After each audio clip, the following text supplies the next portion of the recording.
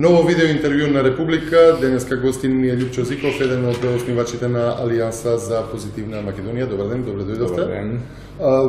Алијанса за позитивна Македонија, името многу потсетува на позитивна Словенија. Најавивте дека ќе делувате или како движење или како политичка партија, меѓутоа во секој случај дека ќе се појавите на наредните избори. Според аналитичари, така веќе ги споредуваме словеничкиот практика и македонската практика, Македонија не е во иста позиција со Словенија, односно македонските гласачи не даваат моќ на да речем новородени позитивни партии или движења, односно повеќе гласаат во насока на спротивното, на она што не им се допаѓа, сметајќи на тоа дека да не им оди залудно гласот. Вие како со тоа би се справиле, односно тоа како би го избориле местото под сонцето? Не верувам дека не сте запознати со ваквите развој на станите. Добро, ние тргнавме од позицијата што и треба на Македонија во моментот. Вие спомнавте Словенија, мислам дека сличен феномен се случуваше и таму. Словенечките граѓани беа во еден момент потиснати од едно големо количество негативна енергија која се создаваше на релација на конзервативците и социјалдемократите во Словенија и се појави партијата Позитивна Словенија на Зоран Јанковиќ, актуелниот градоначалник на Љубљана. До тука е се слично и као кај нас. Значи, ние чувствуваме таа потреба да појавиме нов субјект со свежи идеи, со една прогресивна, напредна агенда, која малку ќе смири нашата политичка сцена, јавноста, големото количество негативна енергија во јавноста. На прашањето како ние тоа ќе го направиме, ќе кажам дека сакаме да го направиме со нови проекти и нови идеи. Значи, ние нема да се бавиме со тоа што било вчера. Тоа ќе го оставиме на правото, на законите и на правната држава, за каква се залагаме. Ние сакаме во дневно-политичкиот живот да се бавиме со идеи и со проекти за тоа што треба да биде утре. И заради тоа мислам дека тука ќе го најдеме нашето место. Од едноставна причина што во Македонија одамна тоа фали и многу граѓани и на улица која ќе ги сретнат и неофицијално која ќе ви зборуваат, го бараат ова движење, го бараат некако, можеби до сега името не му го дале, еве ние му го даваме некако името, го пакуваме некако, нели во тој дел. Меѓутоа, ова движење во суштина ќе стане едно народно движење заради тоа што голем е процентот, големо е количеството на незадоволни граѓани не од ВМРО или од СДСМ, од животот во Македонија. Значи, во основа животот не е добар во Македонија и сите појавни форми за кои веројатно и подоцна во ова интервју ќе зборуваме се на маса за да го видиме тоа. Не треба некој да ни каже на нас колку ние се развиваме или со колкави стапки на раст ние се развиваме или дали се развиваме. Значи, ние гледаме колку се развиваме, ќе излеземе на улица, ќе видиме нели колку е развојот, ќе си бркнеме во джепот, ќе видиме колкав ни е развојот во Македонија, ќе видиме со колку пари располагаме. Интересно, вие во едно интервју велите дека не е битно кој би ги реализирал вашите проекти, бидејќи сте како една алијанса која што треба да понуди идеи, нели, проекти за подобар живот, но би било фино, нели, да се реализираат. Но тогаш зошто би се одело на избори, зошто се формирате како едно политичко здружение? Па токму заради ова што претходно го кажав. Значи, ако не е битно, зошто не сте консултантска куќа тогаш? Знаете што, и движењата и политичките партии, кога даваат идеи, тие сакаат да помогнат, имаат цел да развијат приказна, и имаат крајна цел да освојат власт па да прават промени. Значи, ние сме свесни длабоко во тоа дека промените во една држава се прават доколку сте во позиција да ги правите промените. Вие сте во позиција да ги правите промените ако освоите власт или ако влезете во власт. Значи, од тука ние апсолутно не сме наивни што треба ние да направиме. И ние велиме, и ја денеска велам, дека Алијансата за позитивна Македонија ќе излезе на следните избори кога и да се, со намера да ја освои власта. И ние тоа ќе го направиме врз основа на идеите и на програмските определби и цели кои ги кажуваме секојдневно во нашите јавни настапи во овој период. Интересно е за Алијансата тоа што ние не излеговме на теренот неподготвени. Меѓутоа рековме дека не бараме авторски права за она што ќе го кажеме како идеја, бидејќи и не е важно кој ќе ги реализира проектите. Да, ние повикуваме и сегашната влада, владина коалиција, да ако смета дека некои наши идеи се добри до денот на изборите дека ги даваме, да нека ги реализира. И ние тоа ќе излеземе на пресконференција и ќе кажеме да, оваа идеја наша е реализирана, браво. Значи, од тој агол гледано, немаме нагон да водиме таков тип на реторичка дискусија, нели? Таа дискусија во принцип создава негативна енергија, нели? Кој прв почнал или кој прв кажал или така натаму. Што е важно кој прв кажал ако проектот е добар? Економијата ви лежи, очигледно, мислам и низ вашето искуство, а и вака низ почетокот на разговорот. Оттука и легитимно ми е прашањето околу ветувањата во онаа програма што досега посочивте низ медиумите, која што вели проект за 100.000 нови работни места во стари и нови компании, фирми. Нели, вакви ветувања се многу чести, вакви ветувања се во основа на, би рекол, досега сите политички кампањи на политички партии што сум ги слушнал во предизборието. Зеле тоа е така брзо и едноставно и лесно да се реши? Па еве, пред нас овие 2 дена се води дискусија за инвестицијата на господинот Субрата Рој од Индија. Тој најави 6.000 вработувања. Што сега не треба да му веруваме на човекот дека ќе направи 6.000 вработувања? Јас му верувам. Ако го реализира тој план за кој зборува за земјоделскиот комбинат Джумаилија, јас му верувам дека тој ќе направи. Без разлика што овие денови дури на подсмев се зема господинот Субрата Рој со неговите планови за инвестиции во Овчеполието. Значи, еве како верувам, еве како сум позитивен во ставот дека верувам дека 6.000 најавени вработувања ќе се остварат во тој проект. И сега прашувам, знаете уште колку такви проекти треба? Уште 20. Сушност. Зошто не би било тоа стварливо? Значи, инвестицијата на Субрата Рој повлекува многу анализи во ова ние што го зборуваме. Меѓутоа да го оставиме, веројатно тој подосна ќе има малце дискусија на таа тема. Каде е нашиот план? Македонија од 2003 до 2013 година во голем процент го има зголемено увозот на храна дома. Непримерно и недисциплинирано и воопшто нестратешки сме го зголемиле увозот на храна. Нашата шанса е да целокупното наше земјоделие, кое сега во моментот, да не заборавиме, прима субвенции од државата, го насочиме во земјоделието и преработувачката индустрија, ги насочиме во извозно ориентирани гранки кои ќе овозможат отворање на нови работни места. Бидејќи вие ако правите прехранбена индустрија за задоволување на домашниот пазар само, вие тоа можете да го направите со 3 вработени во својата фабрика. Меѓутоа, ако правите со зголемен капацитет фабрика која треба да извезува на балканскиот пазар, да ги освојува Србија, Босна, Хрватска, Словенија, Црна Гора, Албанија, Романија, Бугарија, Косово, Грција, тогаш вие треба да направите поголем капацитет. И тоа јас тргнувам од примерите што сега ги имаме пред очи. Имаме фабрики во Македонија кои сега постојат, кои во последните 5, 7, 8 години направија такви големи исчекори на европските пазари, што ги зголемија по 2 пати своите капацитети. Таква фабрика е фабриката Мак Прогрес од Виница, Винчини. Таа ги зголеми своите капацитети. Витаминка Прилеп ги зголеми своите капацитети. Винарските капацитети во Македонија, знаете по колку пати ги има зголемено? Стоби, Сковин, Тиквеш, ги зголемија своите капацитети за извоз. Значи може, тоа е проверено. Вработувањата се зголемени.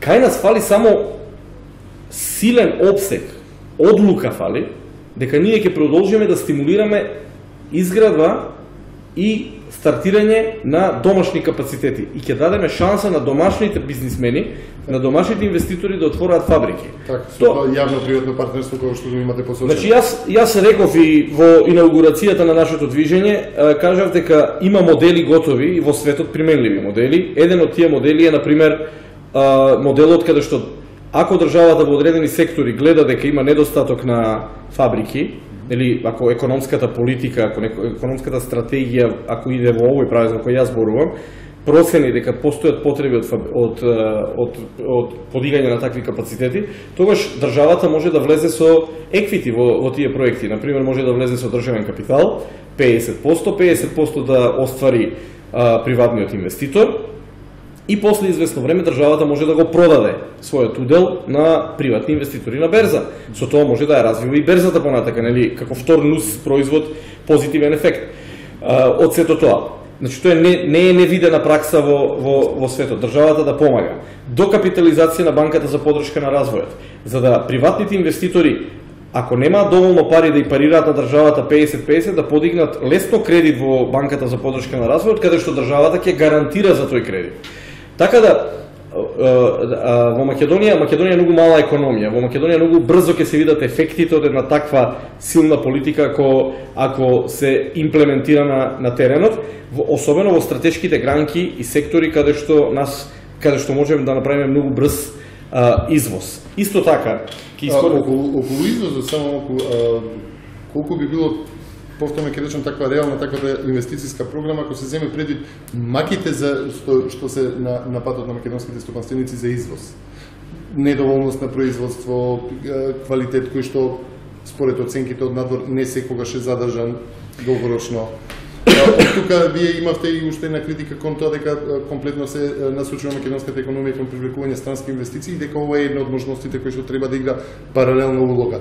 Кај странските, дали е тоа можеби извозот бидејќи е гарантиран, ако земеме дека ако ги земеме автомобилската индустрија, Мерцедес ли, Джонсон, едниот Джонсон, вториот, кои што веќе имаат пласман каде што би се извезли тие. Знаете што, тоа се обично паралелни процеси. Знаете, кога ќе ви тргне во економијата, кога тргнува на една економија добро, се губи потоа темата какви се инвестициите. Значи, и на нашата економија еден ден кога ќе тргне добро и со домашни и со странски инвестиции, ќе се изгуби темата дали ова инвестиција домашна или странска, па дури јас тврдам, одпоодамна тврдам дека кога ќе тргне убаво со инвестициите, веќе ирелевантно ќе биде дали е тоа инвестиција во зоната или нема да биде инвестиција во зоната, туку ќе биде инвестиција од среде Скопје или среде Штип или среде Струмица.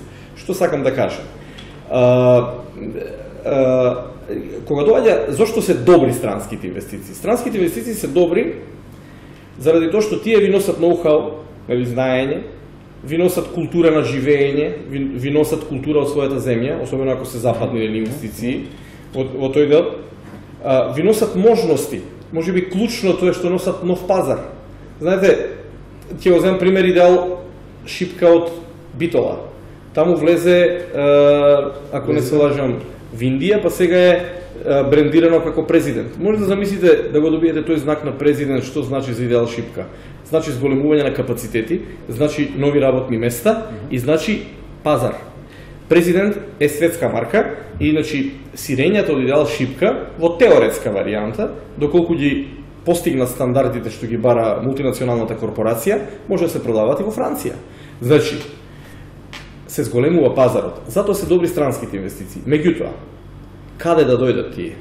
Значи, сега се враќаме чекор назад, тоест чекор напред. Тоа значи дека ние мораме да стимулираме домашни инвестиции, домашно правење на фабрики, градење на капацитети, создавање на домашна елита на менаџери и бизнисмени, кои ќе бидат храбри, кои ќе инвестираат во своите капацитети и кои ќе почнат да извезуваат надвор. Лесно ќе биде кога тие тоа ќе го сватат, кога тие ќе имаат можности. Кои се можностите? Пристап до ефтини пари, до ефтини кредити. Штом ќе добијат пристап до ефтини кредити, ќе можат посилно да се задолжуваат, па ќе создаваат свои програми за маркетинг, па ќе имаат свои селс тимови за продажба, па ќе имаат програми за освојување на трети пазари, на втори пазари, на балкански пазари и така натаму. И создавање на силни истражувачки тимови на пазари, значи кои ќе им донесат. Ваков модел до сега не е пробан во Македонија? Молим? Ваков модел до сега не е пробан во Македонија? Значи, не, моделите во Македонија, ова ја што го зборувам не е дека не е пробано на теренот. Ние немаме конзистентна политика по тоа прашање. Значи, знаете што, нашите приватни инвеститори се оставени сами на себе. Значи, еве да збориме, немаат ефтин пристап до ефтини пари. Немаат. Голгота е патот до банката, да дојдете. Значи, ако треба вие да се мачите, да оставате све што се заработили во животот во хипотека, за да направите едно фабриче, кое потоа треба да продава не на цела Македонија, туку на една третина од македонската територија, заради тоа што толкав кредит ќе земете за таков тип на инвестиција, тогаш губите. Тогаш не е тоа. Значи, нашата теорија вели, тоест нашата програма вели, нашиот систем на мерки и проекти вели дека државата мора интервенционистички да се вмеша во овој дел и да помогне на дигање на македонски капацитети. Со тоа се зголемува македонскиот извоз. Под еден. Се отвораат, значи, нови фабрики, се зголемува вработеноста во земјата, се создаваат нови брендови и под пет. Така компаниите стануваат атрактивни за странски инвестиции дополнителни, бидејќи вие странски инвестиции не морате да чекате само да видат Гринфилд во Бунарджих, тие може да бидат и како аквизиција, превземање на наши компании. Значи, како што, например, Panasonic го превзеде Горење пред 2 дена во Словенија, како што Агрокор го превзеде Меркатор, например, во тој дел. Јас сум помалку фрустриран како една македонска компанија не е нападната од светски концерн, од мултинационална корпорација до сега. Нас не купуваат или индиректно, или најголемата таква корпорација која влезе во Македонија на таков начин е Deutsche Telekom во македонскиот Телеком и ЕВН во електростопанство. Зошто ние немаме приватна компанија голема која така фино ќе се продаде, еве така вулгарно да кажам, на светска компанија? Тоа е само знак дека во македонската економија нема компании. Го спомнавте и субвенционираното земјоделство за... Знаете што? Земјоделството како основа, нели храната? Ја користам оваа прилика уште еднаш силно да го поддржам, да ја поддржам оваа политика за субвенционирање на земјоделството, заради тоа што таа дефинитивно смени многу работи во земјоделството, им даде грам достоинство на земјоделците, која го нема пред 2006 година. Факт е дека таа политика беше силно промовирана и силно реализирана од страната на оваа влада на чело со господинот Никола Груевски, кој посебно се заложи за оваа политика. И ја лично и од позиција на Алијанса за позитивна Македонија ја поздравувам оваа проактивна политика на владата.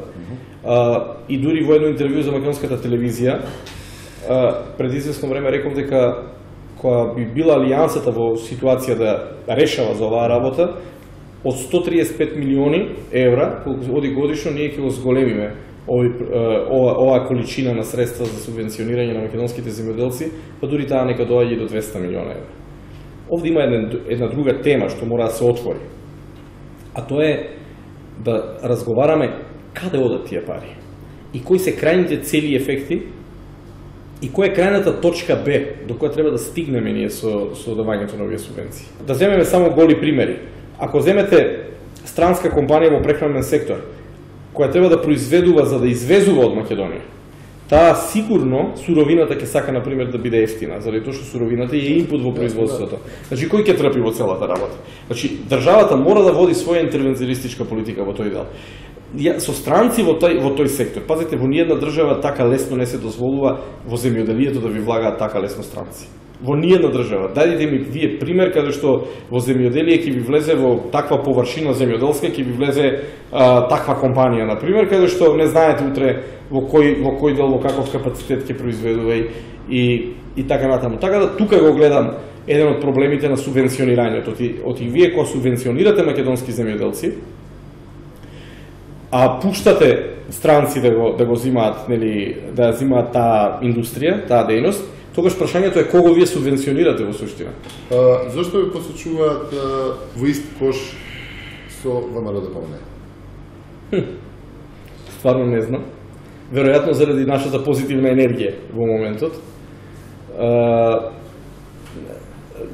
Сум слушал повеќе такви анализи. Добро, меѓу вашите анализи и тоа дека за да се спречи одливот на членство од опозицијата, каков е тој одлив? Одливот на членство од СДСМ. Од СДСМ. Да, тие тези излегуваат од кујната на СДСМ, претежно. И тие реално излегуваат од таму, заради тоа што таму прети опасност да голем дел од нивното членство да излезе од таму и нормално следната адреса на која би се обратила според нив би била ова движење или партија. Сега колков е процентот, ја тоа не можам да кажам. Јас само можам да кажам дека ние со ништо не правиме за тие луѓе да излезат од таа партија. Кои се вашите стави во однос на прашањето за името и евроинтеграциите? Како, нели, еден процес кој што не се двоиден?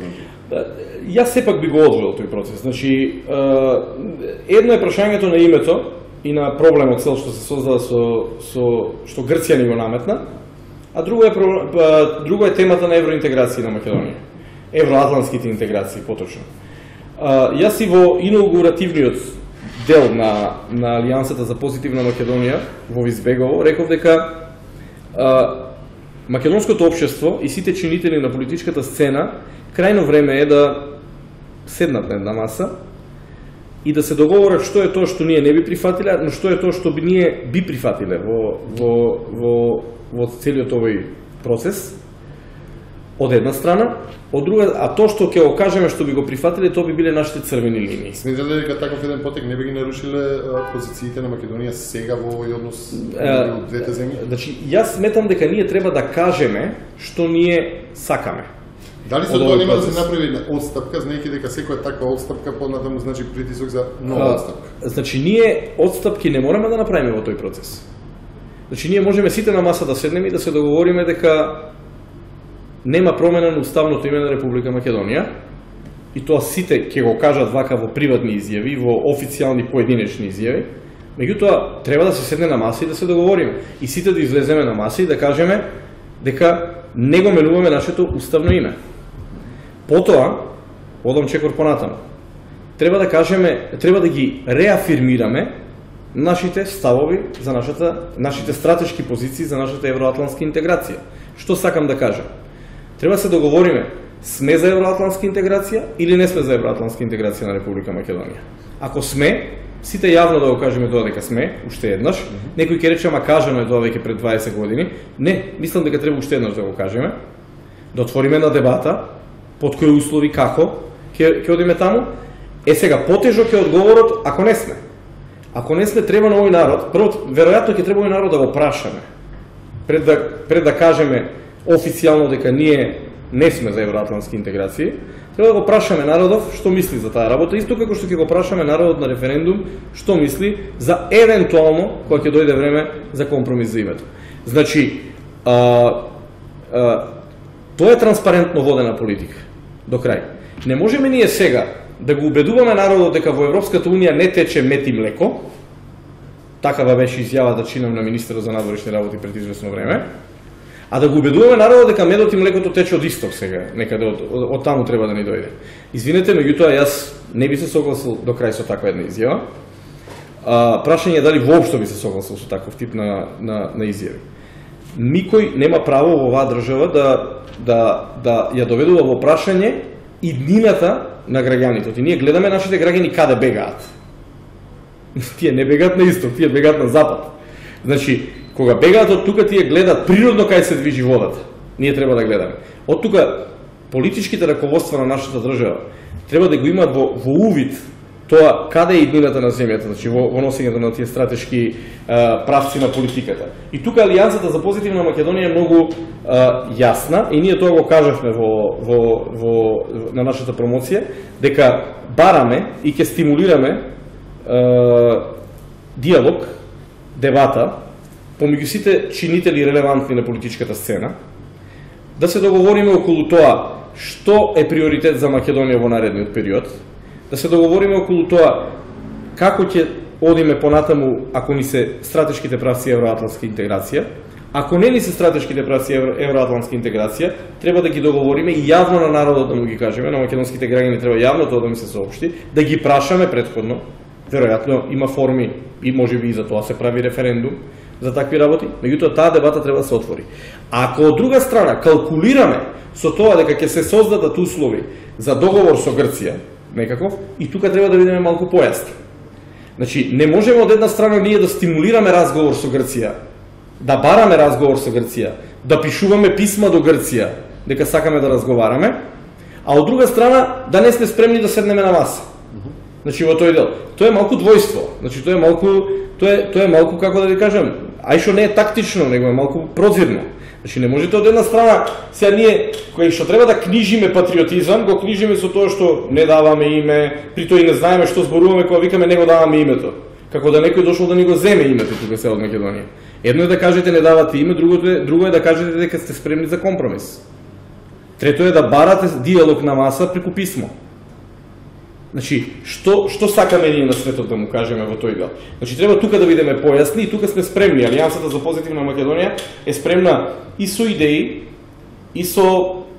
и персонално е спремна да седне и да помага во политичкиот процес. Значи, да бидеме тука кога ќе треба, кога ќе бидеме, сега збориме за сегашната политичка констелација, кога утре ќе се смени политичката констелација, ние веројатно ќе бидеме и чинители во тој процес. Меѓутоа, тука сме да ги дадеме тој тип на услуги, а при тоа не мора да биде консултантство, него тоа може да биде директно чинителство на теренот. Не сме за промена на уставното име. Уставот на Република Македонија не смее да се смени. Не треба да се смени. Производите кои доаѓаат од Уставот на Република Македонија, тоа се личните документи, например, тие остануваат според Уставот на Република Македонија. И тоа е тоа. За се друго, рековме и во Визбегово, пред 300 души, за се друго се разговара. За се друго можеме да седнеме да разговараме. Меѓутоа, ајде, еве еден предлог кај може да биде црвената линија на Македонија.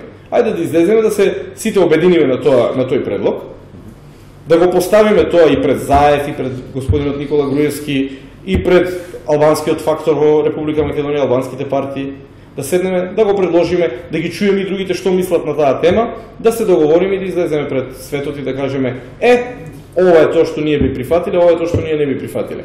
И сега знаете што, тоа што ние би го прифатиле, тоа е автоматски црвената наша линија, во која ние можеме да играме. И тогаш и Грција, знаете што, јас ова што го зборувам, помалку или повеќе сите чинители на политичката сцена до сега го знаат. Ја не кажувам ништо, јас само го кажувам ова гласно, тоа што никој нема храброст да го каже ова гласно. Сите го зборат тивко. Сега да излеземе јас и вие надвор од оваа просторија и да седнеме на маса со некои од тие чинители, ова ќе ви го кажам. Како на вас, како на движење влијае пресудата на господинот Бучковски? Како еден од основаш на вашата? Знаете што, таа пресуда ниту влијаеше да се прави алијансата и да еден од нашите главни промотори на алијансата и оснивачи и иницијатори од самиот почеток биде Владо Бучковски, поради тоа што спорот е постар од формирањето, нити сега влијае во делувањето. Значи има тука две причини. Прво, јас сакам одговорно да кажам дека тоа е пресудата е тема на нашиот правен систем. Значи, правниот систем во Македонија е скроен да препознава, или се надеваме дека е скроен да ги препознава престапите или тие работи, и тоа си е проблем нивни. Оно што мене повеќе на моменти ме онерасположува е моментот на тоа дали се таму видени фактите во тоа. Ако треба лично, приватно да кажам сега, па дури и јавно вака да го кажам мојот личен став, не гледам многу аргументи во пресудата. Уште повеќе што јавноста треба да биде подсетена дека ова е втор пат, значи пресуда која апелација еднаш ја врати назад, а сега втор пат се случува истото. Јас тука сум склон на изјавата склон сум да ја подржам и да се приближам на изјавата на господин Бучковски, а тоа е дека одредени инстанци во првостепениот суд како да сакаат да се удвараат према некого имагинарен во нашето општество, со тоа што ќе донесат ваква пресуда за една крупна зверка во наводници кажано, како што е поранешниот претседател на Социјалдемократскиот сојуз или екс-премиер на Република Македонија.